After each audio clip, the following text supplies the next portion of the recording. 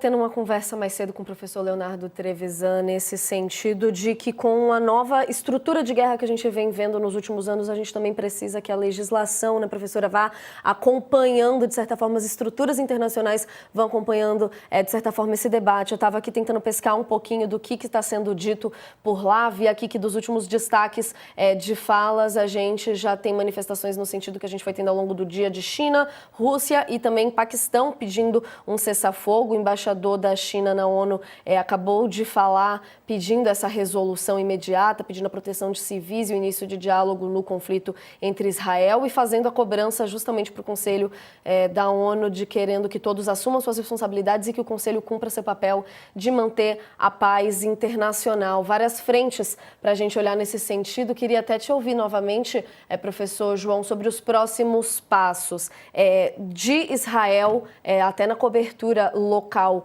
Como que o senhor está vendo que serão os próximos passos, uma vez que a gente está vendo notícias vindo da defesa, vindo do embaixador, de que os ataques vão continuar nas próximas horas? Como que eles devem escalar, uma vez que a retaliação ao que os Estados Unidos fez ontem está vindo com uma promessa de resposta muito grave, de uma escalada ainda maior em tudo que a gente está assistindo?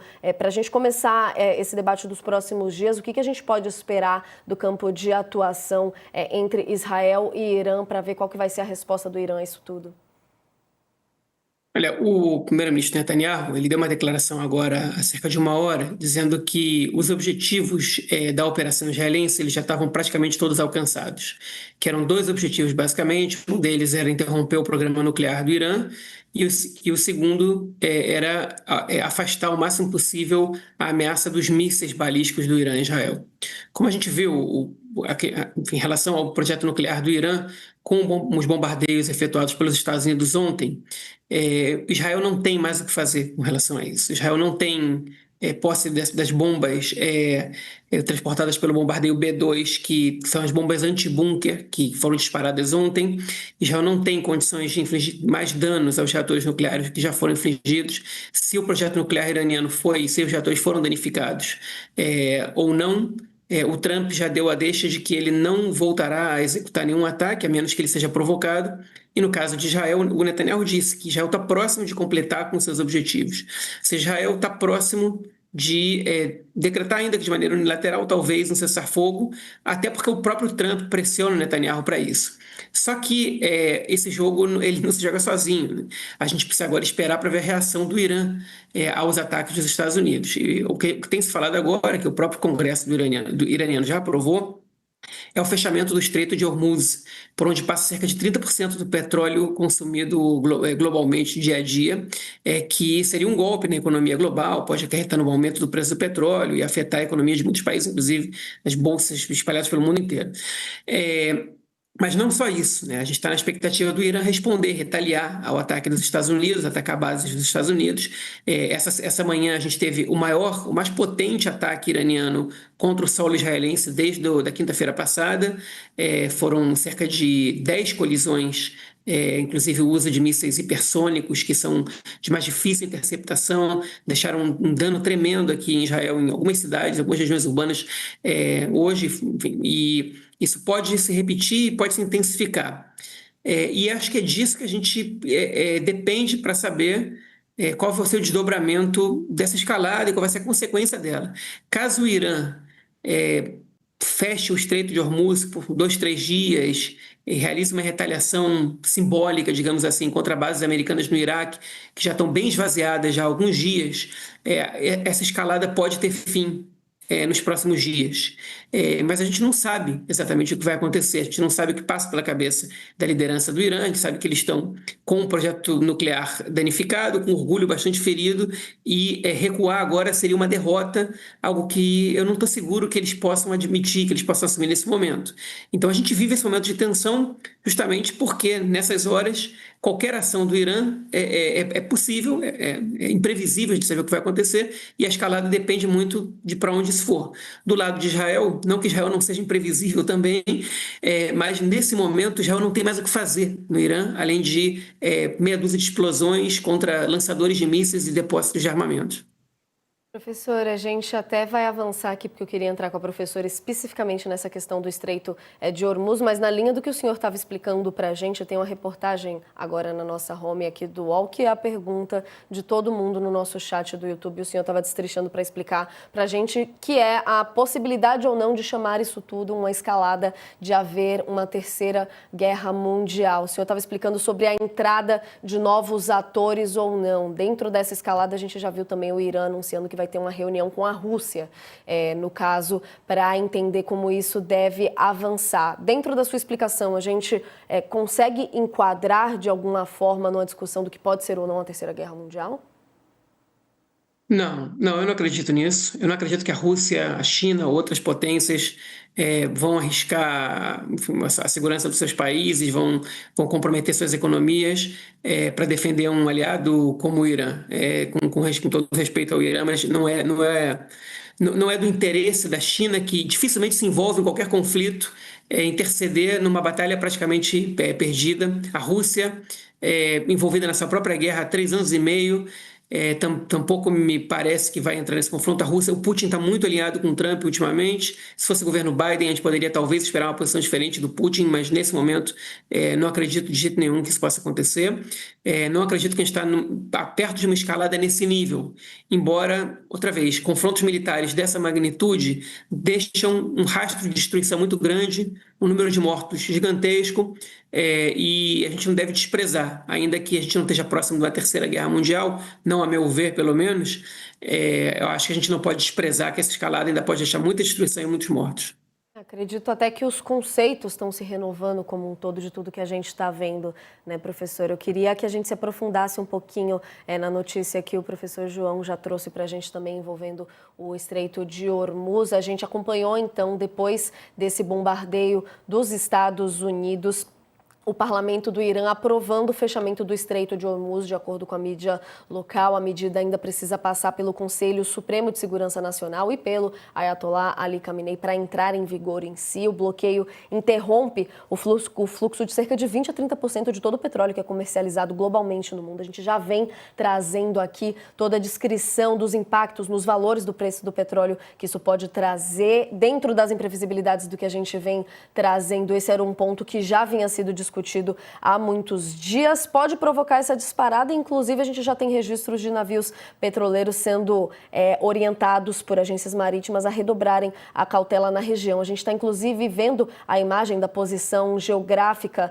ali do estreito, que a gente peça até para a gente voltar para a gente entender aqui certinho. O Estreito de Hormuz é essa pequena faixa que no mapa que vai aparecer aqui agora vocês conseguem ver, a faixa de água localizada entre o Irã e Omã é a principal rota dos países no entorno, como a gente está vendo ali, Arábia Saudita, Emirados Árabes e também o Iraque, e como a gente destacava, circula por ali cerca de 20 a 30% do petróleo do mundo. Em outras ocasiões, o governo iraniano já levantou a possibilidade de fechar o estreito, mas isso nunca chegou a acontecer de fato. E agora, com o agravamento da guerra, a gente está vendo os riscos disso tudo, professor. Eu estava vendo, inclusive, um destaque de uma entrevista para Fox News do secretário de Estado dos Estados Unidos, o Marco Rubio, classificando essa ideia de fechar o Hormuz como um suicídio econômico. Disse que o Irã teria muito a perder caso do bloqueio. Sugeriu até que o governo chinês faça um meio de campo, por uma vez que a China também seria muito afetada. Acho que a gente já teve essa discussão também na luz do direito internacional, quando a gente estava falando do tarifaço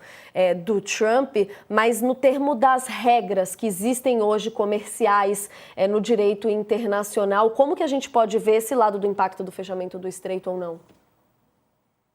É interessante você anotar isso, porque qualquer expectativa de que as regras do comércio internacional impeçam ou deslegitimem as medidas tomadas pelo Irã e, eventualmente, por Omã em conjunto no fechamento do estreito, não vai ser procedente, não vai ser válida, não ajuda. Por quê? Porque todo o sistema das regras de comércio tem uma exceção para as medidas tomadas com base na segurança nacional, na segurança coletiva, nas questões de segurança de uma forma geral. E é justamente essa exceção ou essas exceções que estão lá no artigo 21 do sistema que justificam a não aplicação das regras de comércio, que é utilizada pelo governo Trump para impor diversas medidas de restrição comercial, por exemplo, contra a China. Então, não é na base do comércio internacional que se vai deslegitimar o fechamento do estreito. O fechamento do estreito é uma medida de sanção, é uma sanção de caráter econômico, que é prevista como uma tentativa anterior de solução de controvérsias antes do recurso a ações militares, e que vai encontrar dentro das medidas alternativas ao uso da força militar, ao uso de bombardeamento, algum tipo de resposta nesse sentido. É interessante notar que, apesar da China, como o professor colocou, ser um parceiro relativamente conhecido do Irã, e que o país tenha um padrão, uma tradição, a gente pode até falar, mas não no sentido de costume impositivo de não envolvimento em conflitos, o governo Trump, com a sua atitude belicosa de aumento de conflito com relação ao governo chinês, tem também gerado uma mudança no perfil diplomático do país. E nas últimas semanas, em especial, tem começado a circular dentro de uma certa elite do Partido Comunista posições que são a favor do envolvimento da China no conflito. Então, é importante que nós também mantenhamos dentro desse cenário de que não existe uma polícia internacional para impedir o conflito, mantenhamos a atenção com relação ao que está acontecendo dentro da China e das mudanças na intelectualidade chinesa, nos policymakers, né, as pessoas que estão tomando decisão em relação ao qual deve ser o comportamento do país, levando em consideração a conjuntura atual de forças e como isso está ocorrendo. E no caso da Rússia, que seria outro interessado, e é interessante que tanto a Rússia quanto a China poderiam ganhar economicamente, eventualmente, com restrições econômicas, com um conflito que não se estendesse a esses países, por conseguir entrar em mercados que antes não entrariam, em razão dessas restrições que estão sendo impostas. Mas mesmo a Rússia, é importante que a gente mantenha a atenção de ter um discurso próximo, mas uma prática de distância em relação ao governo dos Estados Unidos. Como a gente vê, por exemplo, nas medidas de desdolarização do comércio internacional, na criação de alternativas de segurança, na ocupação do espaço deixado pelo governo dos Estados Unidos, nesse cenário que a gente está vivendo. O fato de ter sido marcada uma reunião de emergência entre Rússia e Irã é um indicativo bastante interessante, principalmente numa semana em que a gente vai ter a cúpula da OTAN. Uma das grandes notícias dessa semana é a cúpula da OTAN, e a gente esperava que o grande assunto fosse o conflito Rússia-Ucrânia, que fosse o conflito Israel, Palestina, e agora você vê que, por um lado, o Irã que está recebendo apoio de grandes atores europeus, a Rússia está se aproximando desse ator, e é uma carta que está, uma mesa aí, um tabuleiro que está se formando nesse cenário atual de ausência de regras muito bem estabelecidas ou de regras em mudança em relação ao comportamento que deve ser tomado. São muitas mudanças ao mesmo tempo, né, professora e professor João, até do cenário geopolítico, eu até diria do mapa ali quase, de certa forma, professor. Eu queria te ouvir também especificamente sobre essa questão do Estreito de Hormuz, trazendo esse destaque de quem que seria possível de intermediar essa questão do ponto de vista econômico. Citei aqui essa entrevista do Marco Rubio falando especificamente dessa probabilidade de um pedido de que a China entre nesse sentido, mas na sua experiência, na sua visão do que está sendo discutido por aí sobre isso, o que seria capaz de separar um pouco essas questões, uma vez que é uma cartada forte do Irã essa questão do bloqueio ou não de Hormuz? Eu acho que, com relação a uma tentativa de dissuasão, o comentário do Marco Rubio não tem efeito prático nenhum. O Marco Rubio nada mais fez do que ameaçar o governo iraniano sobre o fechamento do Estreito de Hormuz, e alegou que a China sairia perdendo, que os parceiros comerciais do Irã sairiam perdendo, que seria um suicídio do Irã e que prejudicaria seus próprios parceiros. A gente sabe que o comércio global ele não prejudica nunca um só lado, né? no momento que o estreito, por onde passa entre 20% e 30% de todo o petróleo consumido globalmente é fechado, seria ingenuidade a gente pensar que a economia dos Estados Unidos também não sofreria um baque. E o Marco Rubio não faria nenhuma declaração caso ele não temesse por essa ação do Irã, que, a meu ver, é muito mais problemática para os Estados Unidos do que qualquer ataque militar que o Irã possa fazer a qualquer base militar dos Estados Unidos na região. Eu acho que a tentativa do Rubio, na verdade, foi de intimidar o Irã, como o Trump fez. Caso vocês retaliem, caso ataquem, caso cometam um erro de nos atacar, vão pagar um preço que jamais viram antes e um nível de destruição jamais visto na história da humanidade, ou frases do gênero. Os Estados Unidos, aparentemente, pelo menos de maneira pública, não estão jogando hoje na arena diplomática, tentando dissuadir o Irã através de seus parceiros. Eles estão tentando dissuadir o Irã através de ameaças.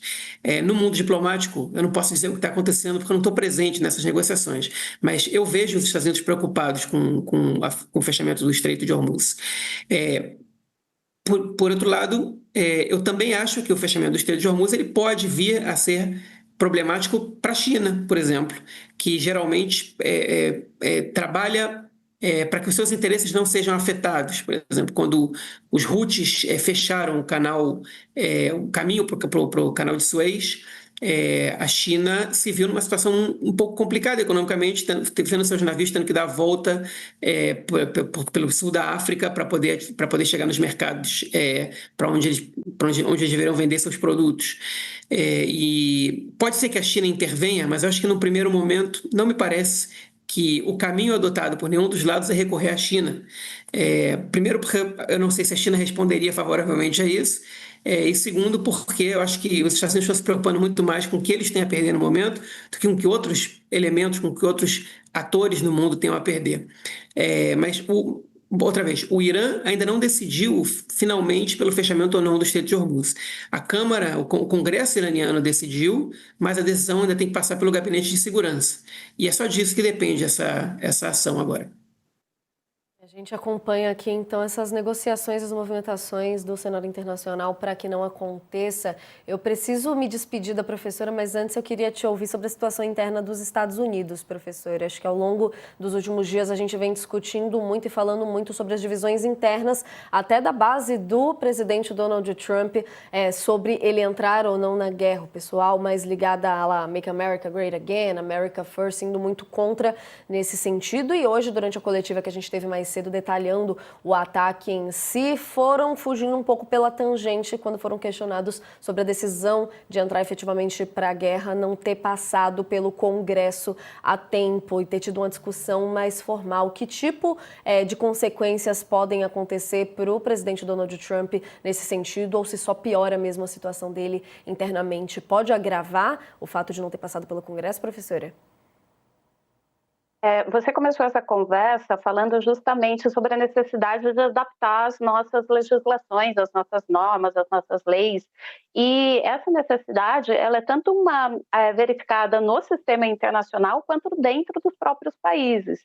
Então, hoje, o que a gente consegue observar é que a Constituição dos Estados Unidos, de uma forma muito próxima da Constituição brasileira, não mudou a competência ou a definição dos poderes e funções do presidente e do Congresso para guerra e relações internacionais, relações estrangeiras, desde que a Constituição foi adotada. A Constituição brasileira é muito parecida com a Constituição do Império. A Constituição dos Estados Unidos continua exatamente a mesma. Então, o que se observa é que na Constituição dos Estados Unidos, o poder para declarar, para engendrar a guerra é um poder do Congresso e não do presidente, como está estabelecido lá no primeiro artigo da Constituição. Só que o artigo 2º da Constituição, ela prevê que o presidente é o comandante em chefe das Forças Armadas. E aí, uma parte dos policymakers, uma parte dos que tomam decisão dentro dos Estados Unidos falam que existe uma lacuna que tem que ser preenchida caso a caso em relação até onde vai o poder do presidente e até onde vai o poder do Congresso. Mas o que tem se observado desde ontem, as primeiras manifestações, é que existe um grande número de vozes se manifestando pela inconstitucionalidade da atuação do presidente nessa ação, ainda que a ação tenha sido, como ele falou, uma ação pontual, porque ele violou, ele agiu em abuso dos poderes que lhe tinham sido estabelecidos pela Constituição. E é muito interessante a gente observar que existe esse comportamento de achar, em muitos dos políticos que a gente vê na atualidade, que você ocupar o cargo público, ainda que seja o cargo do presidente, é um cheque em branco. E não é. O que o presidente pode fazer é apenas aquilo que lhe é permitido pela Carta Constitucional de cada um dos países que o elegeram, cada um dos povos que o elegeram para ocupar aquele espaço, seja no Brasil, seja nos Estados Unidos. Se efetivamente prevalecer essa ideia de que ele abusou desse poder, isso pode levar ao impeachment. E o que é mais importante nesse momento é que essa não é a única violação do Trump com relação aos seus poderes. Ele já vinha colocando sistematicamente em questão o limite, o escopo do poder executivo em várias das medidas que estava adotando internamente. Não só nos cortes de ajuda, mas também no tratamento de imigrantes. E de ontem para hoje, o que está sendo observado nos Estados Unidos é uma explosão no número de manifestações contra o presidente Trump, embora a gente ainda não tenha um quadro muito claro de quantas são as pessoas que estão participando dessas manifestações hoje no país. Então, se alguns lugares, como acontece com Los Angeles, já estavam com manifestações, demonstrações maciças de pessoas contra a presença de forças do Trump, e o uso da Guarda Nacional pelo Trump já tinha ocasionado mais um questionamento sobre a legalidade e a legitimidade da sua atuação, essas manifestações foram encorpadas agora pelos grupos, pelas pessoas que estão se manifestando contrárias a essa atitude abusiva do Poder Executivo em relação ao que lhe havia sido permitido pela própria Constituição. E aí, entre democratas e muitos manifestantes que não são diretamente de um partido ou de outro, essa posição é muito clara. O que a gente começa a observar é que mesmo entre republicanos, se havia antes uma manifestação contrária aos Estados Unidos entrarem em guerra, diante da atitude do Trump, há uma desculpa para uma utilização pontual. Mas não existe um passar pano para toda e qualquer atitude que o Trump possa assumir dentro do cenário nos próximos dias, nas próximas semanas, em relação ao uso da força. Então, mesmo entre republicanos, não está fechada uma posição de defender o Trump neste aspecto, especificamente, qualquer que seja a sua atitude, embora se restringir apenas a essa atitude pontual de ataque, exista já uma posição de defesa do Trump de uma forma excepcional. Mas não existe nenhum indicativo de que qualquer atitude que seja tomada de continuidade de participação no conflito vai ser defendida também pelos republicanos.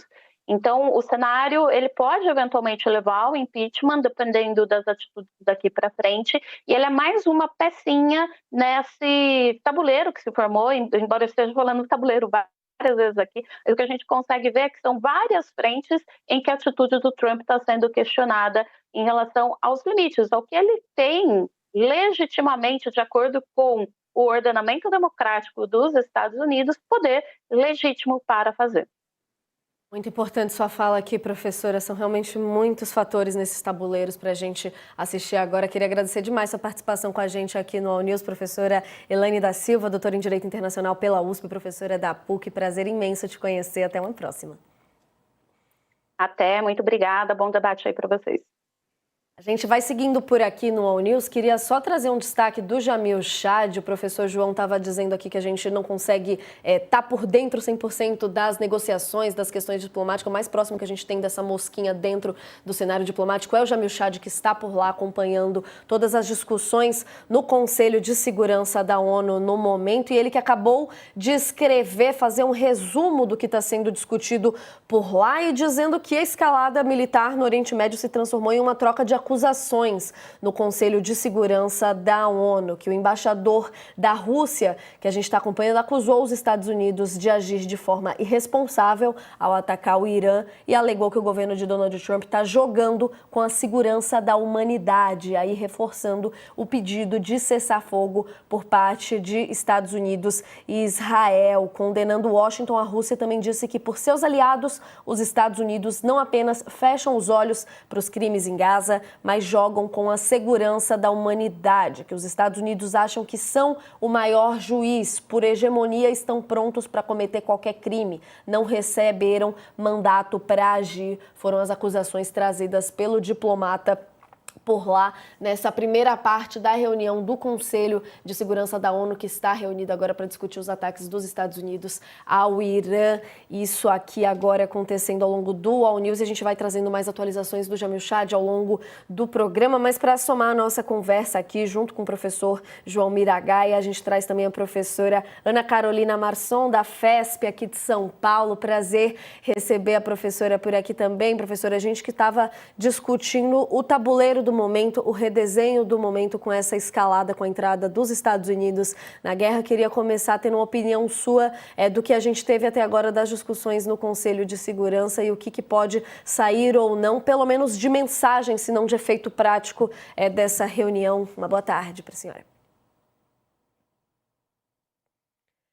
Acho que a gente está com um probleminha no áudio, acho que é o seu que está fechado. Perdão, assim, eu estava com o áudio fechado. Bom, obrigada. Em primeiro lugar, obrigada pelo convite, é um prazer estar aqui com vocês, com o professor João. Em relação aos debates no Conselho de Segurança, é o que vocês já vinham trazendo, são debates muito importantes, mas infelizmente o Conselho de Segurança apesar de ser o órgão mais importante do corpo das Nações Unidas, ele vem apresentando diversos impasses, não tem nenhuma resolução prática que saia de lá. Nós vimos isso nos debates sobre a situação em Gaza, sobre a guerra na Ucrânia, e agora, infelizmente, sobre essa questão, sobre o confronto entre Israel e Irã. Eu acredito que vai seguir no mesmo sentido, então nós não teremos alguns dias de debate, mas não teremos nenhuma resolução mais pragmática, mais prática, no sentido de ação, porque qualquer resolução que seja mais condenatória a Israel, os Estados Unidos irão vetar,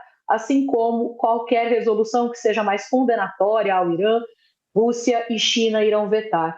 Então, nesses debates, nós vamos ver uma série de trocas de acusações, como o Jamil Chad trouxe aqui na reportagem, você mencionou, que Israel e Irã vão ficar se acusando, trocando farpas, mas essas discussões eu acredito que infelizmente não levem a nenhuma resolução de cunho mais prático.